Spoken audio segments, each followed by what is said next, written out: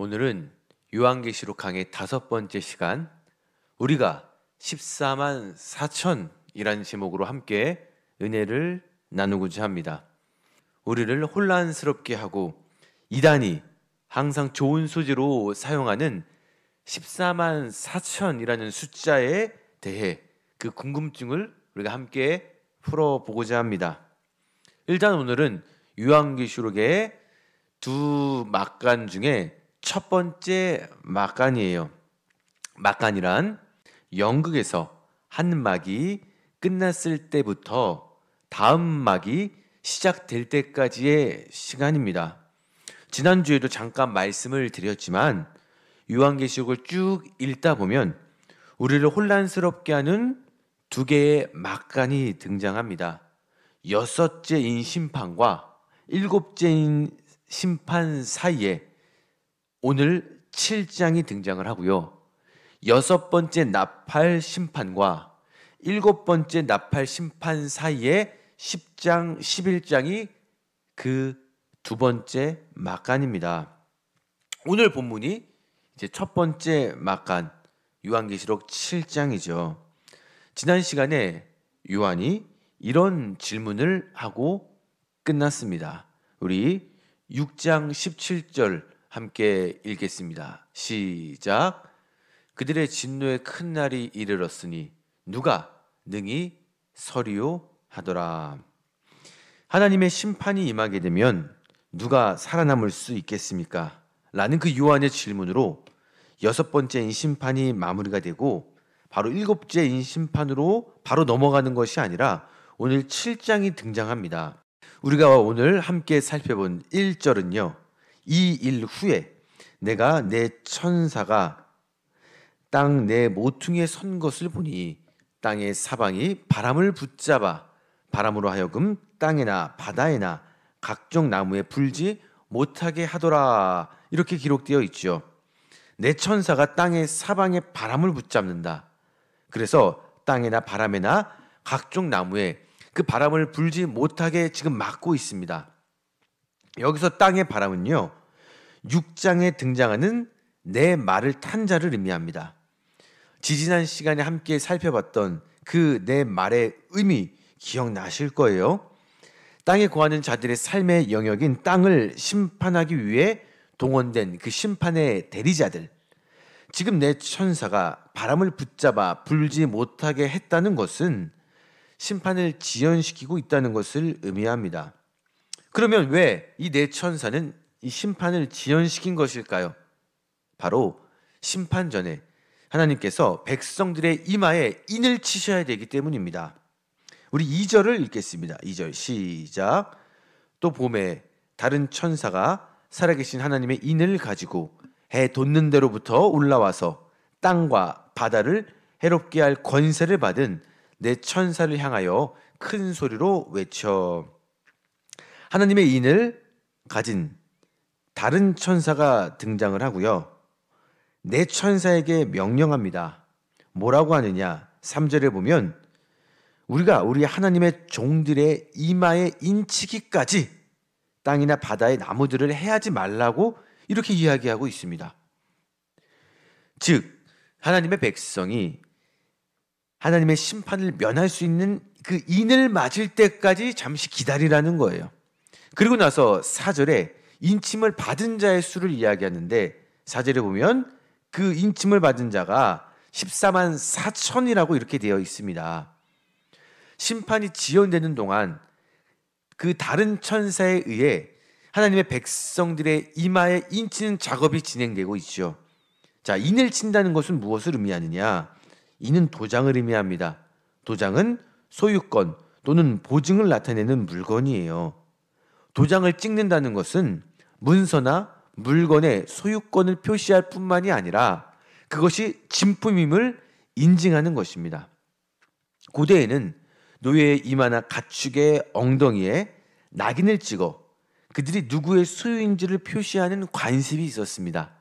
즉 하나님의 종들의 이마에 인을 친다는 것은 이런 관습에 빗대어 말하는 것으로 실제로 이마에 도장을 찍는다는 것이 아니죠. 하나님의 소유된 백성임을 확증한다는 그러한 의미입니다.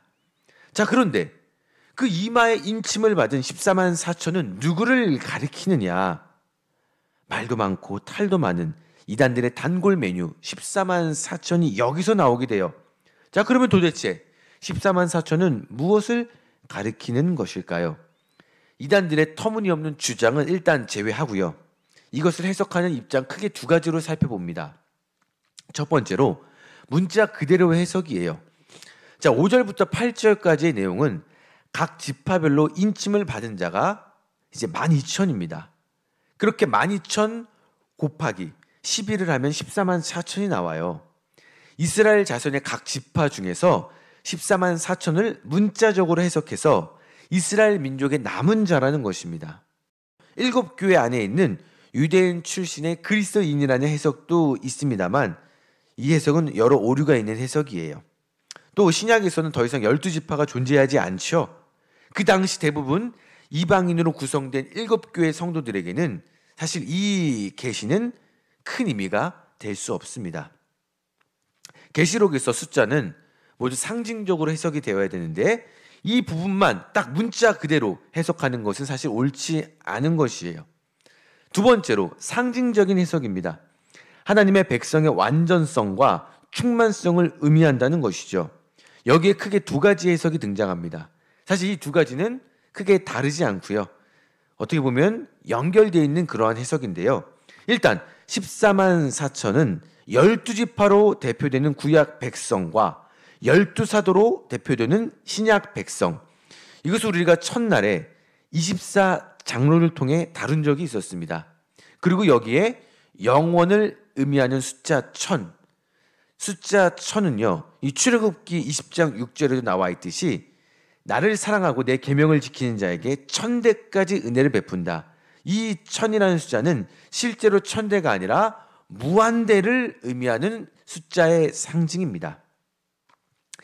즉 12 곱하기 12 곱하기 1000, 12지파 곱하기 12사도 곱하기 영원을 상징하는 1000을 하면 14만 4천, 즉 신구약 모든 하나님의 백성을 의미한다는 것이에요. 두 번째 다른 해석도 역시 비슷합니다. 12지파 곱하기 12사도, 그리고 두 번째는 군대 조직 단위인 1000을 곱합니다. 민수기 31장 4절을 보면요, 이스라엘 모든 지파에게 각 지파에서 1000명씩을 전쟁에 보낸다고 이야기합니다. 출애굽한 이스라엘 백성이 신의 광야에서 인구 조사를 하게 됩니다. 그 목적은 전쟁에 나가 싸울 수 있는 병력을 파악하기 위함이었어요. 1000이라는 숫자에 대한 것은 군대 조직의 기본 단위를 의미합니다. 즉 12지파, 12사도, 그리고 하나님의 군대를 상징하는 1000, 14만 4천이라는 것이죠. 자, 우리 9절을 읽어보겠습니다. 9절 시작. 이 일 후에 내가 보니 각 나라와 족속과 백성과 방언에서 아무도 능히 셀 수 없는 큰 무리가 나와 흰 옷을 입고 그리고 손에 종려 가지를 들고 보좌 앞과 어린 양 앞에 서서 14만 4천을 단순히 숫자적으로 해석하는 것이 아니라 각 나라와 족속과 백성과 방언에서 큰 무리들이 나오게 됐는데요. 그것은 하나님의 백성 전체라는 것이죠. 그리고 그 하나님의 백성들은 이 땅에서 하나님의 나라를 위해 싸우고 있는 교회를 가리킨다는 것입니다. 그리고 그것은 바로 우리 교회 공동체죠. 다시 한번 정리합니다. 숫자 14만 4천 문자 그대로 해석하는 것 옳지 않습니다. 상징적인 의미예요. 구약의 12지파, 신약의 12사도, 하나님의 백성 전체를 의미하는 이 숫자에 영혼을 의미하는 1000, 그리고 군대 조직 단위 1000을 곱한 수로 봐야 됩니다. 즉 하나님의 백성인 우리가 이 땅에서 십자가의 군병이 되어서 하나님의 나라를 싸우는 군대라는 것이고, 그것이 바로 교회 공동체라는 거예요. 그리고 여러분, 요한계시록에는요 단 한 번도 14만 4천만이 인침을 받았다는 내용은 적혀 있지 않습니다. 더 이상 우리가 이 부분에 있어서 헷갈려 하실 필요도 없고 더 파고들어서 내가 이 14만 4천에 대하여 확실히 알고야 말겠다 이러실 필요가 없다는 것이죠. 자, 우리 또 9절을 읽겠습니다. 9절 시작. 이 일 후에 내가 보니 각 나라와 족속과 백성과 방언에서 아무도 능히 셀 수 없는 큰 무리가 나와 흰 옷을 입고 손에 종려가지를 들고 보좌 앞과 어린 양 앞에 서서 이 14만 4천에 대한 환상을 본 이후에 요한은 또 다른 환상을 보게 되는데 각 나라와 족속과 백성과 방언에서 모여든 아무도 능히 셀 수 없는 큰 무리예요. 인침을 받은 14만 4천과 여기서 나오는 셀 수 없는 큰 무리는 동일한 집단입니다. 셀 수 없는 큰 무리는 전 세계 모든 나라에서 구원을 받은 사람이에요. 즉 하나님의 백성 전체를 의미하죠. 지금 그들이 흰 옷을 입고 있습니다. 우리가 지난 시간에 봤듯이 흰 옷은 거룩한 성도들에게 약속된 그 옷이고요. 종려나무 가지를 들었다는 것은 전쟁에서 승리를 상징합니다. 1절부터 8절까지 14만 4천과 9절부터 17절까지 수많은 무리들은 결국 승리하는 하나님의 나라 백성을 의미하는데 다른 부분이 있다면 이 전자가 지상적 관점에서의 교회 공동체를 바라본 것이라면 후자는 천국에 있는 교회 공동체를 바라본 것입니다. 전자가 지금도 하나님의 나라를 위해 싸고 있는 교회라면 후자는 승리한 교회가 천국에서 승리를 주신 하나님과 어린 양께 영광을 돌리는 모습인 거예요. 그 모습이 9절부터 12절까지의 내용입니다. 셀 수 없는 큰 무리의 찬양이 끝나자 천사들이 화답하죠. 13절 읽겠습니다. 시작. 장로 중 하나가 응답하여 나에게 이르되 이 흰옷 입은 자들이 누구며 또 어디서 왔느냐. 그래서 요한이 대답합니다. 14절에 내 주여 당신이 아시나이다. 자, 이것은 나도 알고 싶다는 뜻이에요. 그렇게 요한이 물어보자 14절 노란색 부분을 보시면 그가 나에게 이르되 라고 하면서 그 큰 무리들의 정체를 이야기합니다. 지금 장로가 스스로 묻고 또 스스로 대답하고 있어요. 이것은 몰라서 물었다기보다는 그 의미를 요한에게 그리고 우리에게 알려주기 위하여 그 목적으로 지금 이렇게 자문자답을 하고 있는 것이죠. 그렇다면 이 흰 옷을 입은 자들의 정체는 무엇일까요? 먼저 큰 환난에서도 믿음을 지키며 승리했던 자들입니다. 앞에서 살펴본 대로 셀 수 없는 큰 무리가 모든 하나님의 백성 또는 교회 공동체 전체를 가리킨다면 여기서 큰 환난은요, 예수 그리스도의 초림과 재림 사이에 그 믿음 때문에 당하는 일반적인 의무의 고난이 돼요. 그들은 온갖 박해와 고통 가운데서도 인내를 했습니다. 예수님을 배반하지 않고 끝까지 세상과 타협하지 않고 충성했던 그러한 자들이에요. 그리고 이 흰옷 입은 자들은 어린 양의 피에 그 옷을 씻은 자들입니다. 성경에서 옷을 깨끗하게 한다는 것은 죄의 용서를 의미하죠.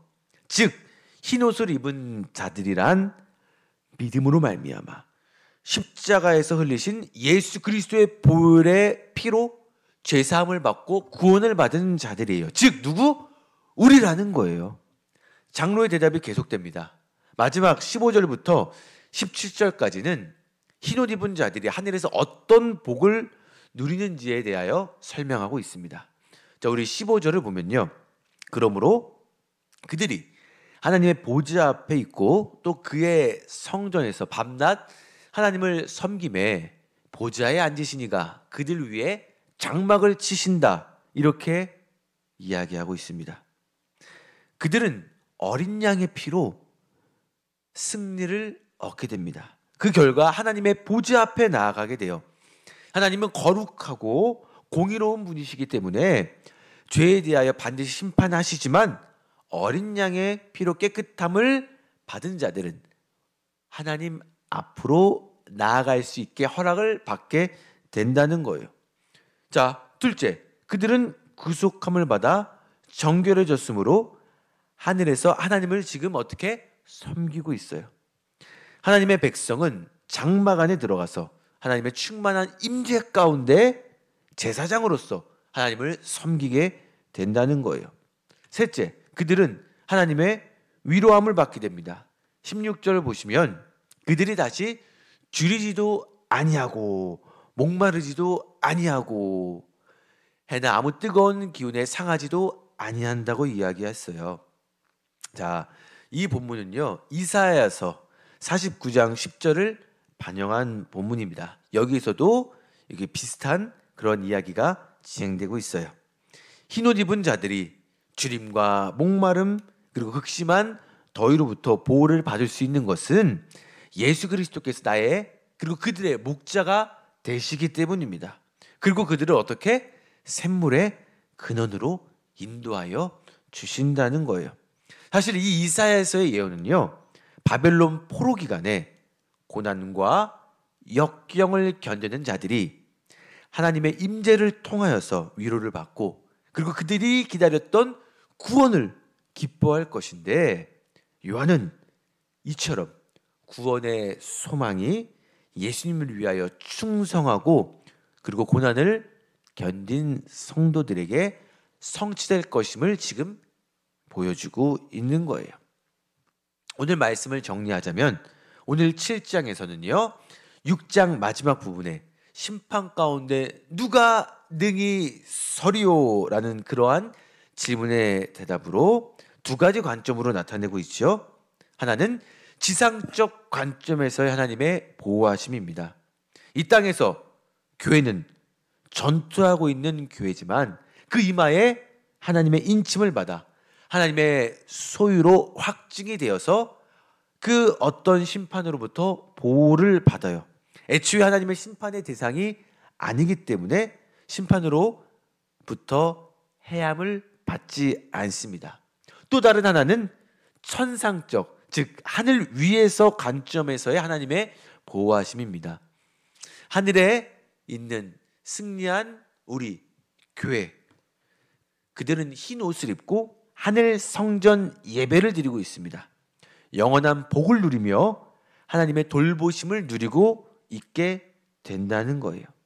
그리고 그 복을 받은 자들이 바로 우리고요, 이 땅의 교회입니다. 바로 교회 공동체죠.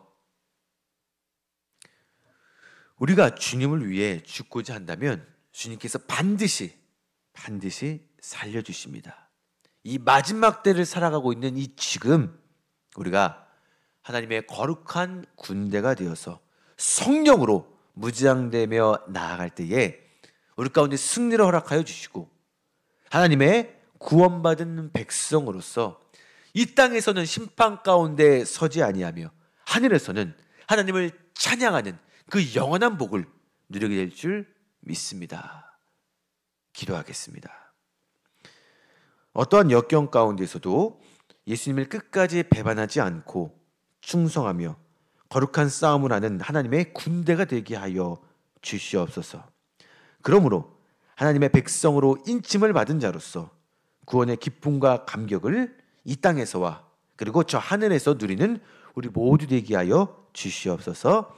예수 그리스도 이름으로 기도드립니다. 아멘.